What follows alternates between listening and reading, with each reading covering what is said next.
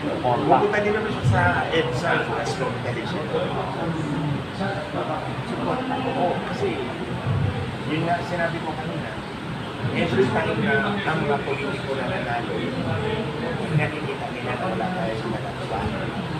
So, aabusugin tayo, aabusugin.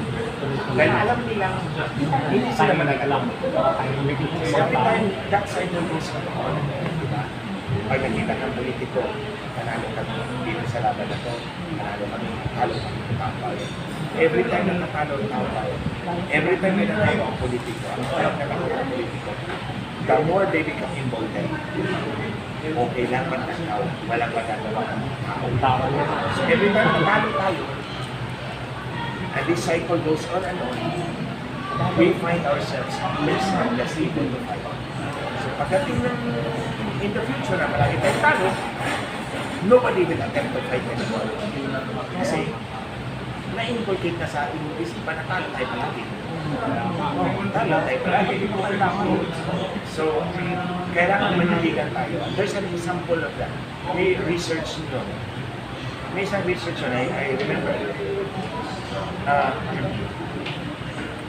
Yung mga unggoy.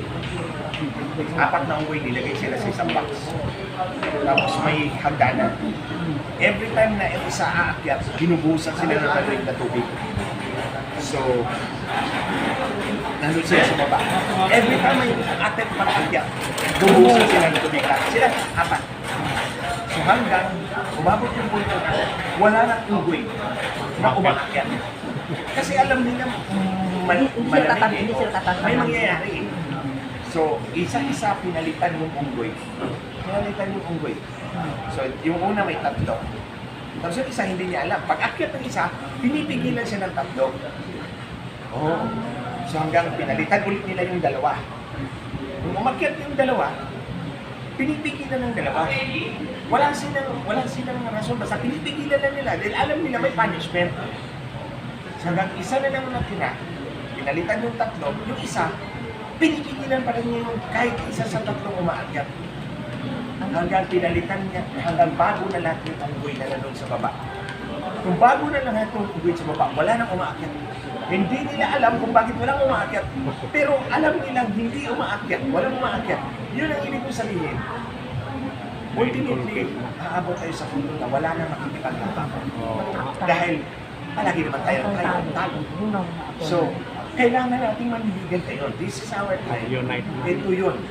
Kasi kung hindi, aabot tayo sa punto na automatic talo tayo.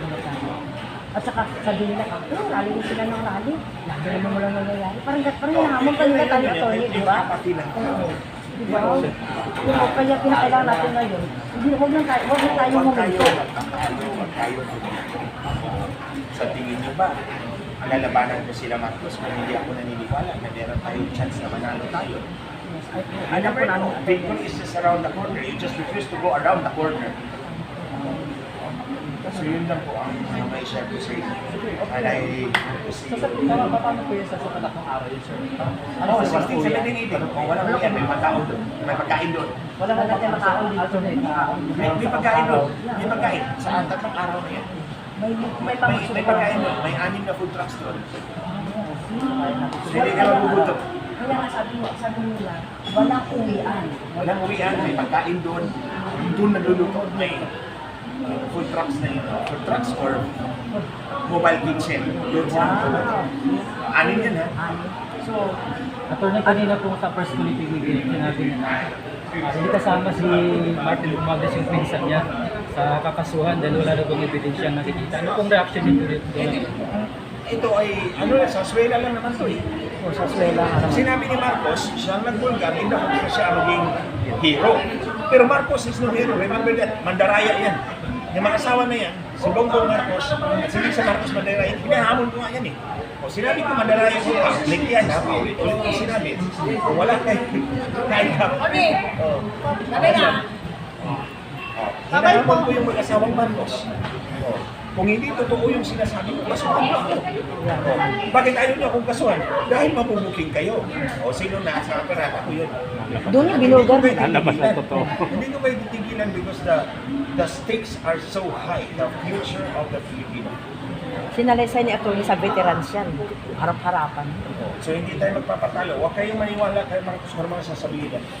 By the way, hindi totoo na malinis si Marcos. Tulad na nga ng sinabi ko dati, nag-congressman din ako. Nang nag-request ako ng insertion for mobile clinic. Kasi gusto ko bumili ng mobile clinic. Dadalhin ko yung ospital sa barangay ko. Yung congressman ba? Bumili na ako ng isa pero kulang. So nag-request ako ng isang additional 10 million yun. Hindi ang committee chairman ng appropriations ang kinausap ko. Kinausap ko si Speaker Nograles. Kasi alam ko ang speaker magdidikta sa appropriations committee chairman. So nung sinabi ko kinausap ko si Nograles, sinabi niya, sige, bigyan kita. Binigyan ako, inorderan yung committee chairman. Kaya lahat ng insertions ni Sandy Co, Galing kay may approval ni Romualdez yan. May approval ni Romualdez yan. So hindi pwedeng sabihin ni Marcos Jr. na malinis yung kanyang pinsan. And I have a personal experience with Martin Romualdez. Yung 528 billion projects na nawala. yun.